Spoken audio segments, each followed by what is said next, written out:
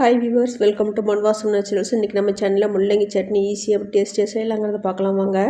இது ரொம்ப நீர் சத்து நிறைஞ்சது. நம்ம இப்போ சாம்பார்லேயும் போட்டுக்கலாம், பொரியலாகவும் செஞ்சுக்கலாம், இந்த மாதிரி சட்னியாகவும் அரைச்சிக்கலாம்.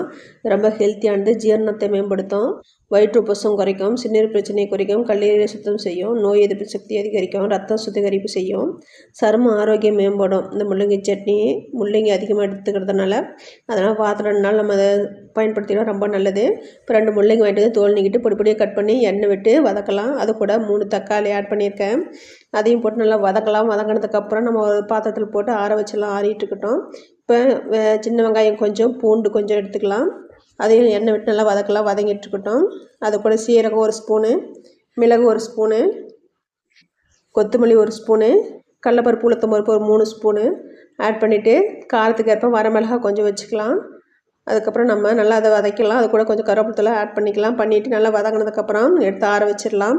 இப்போ ஒரு மிக்ஸி ஜாரில் ஆறினதுக்கப்புறம் இதெல்லாம் போட்டுட்டு அது கூட தேங்காய் கொஞ்சம் ஆட் பண்ணிக்கலாம், புளி கொஞ்சம் ஆட் பண்ணிக்கலாம் டேஸ்ட்டுக்கு, அப்போ தான் நல்லாயிருக்கும்.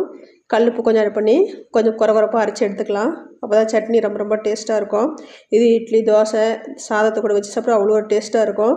உடம்புக்கும் ரொம்ப நல்லது. இந்த மாதிரி செஞ்சு பாருங்கள். பிடிச்சிருந்தா சப்போர்ட் பண்ணுங்கள், லைக் பண்ணுங்கள், கமெண்ட் பண்ணுங்கள். தேங்க்யூ.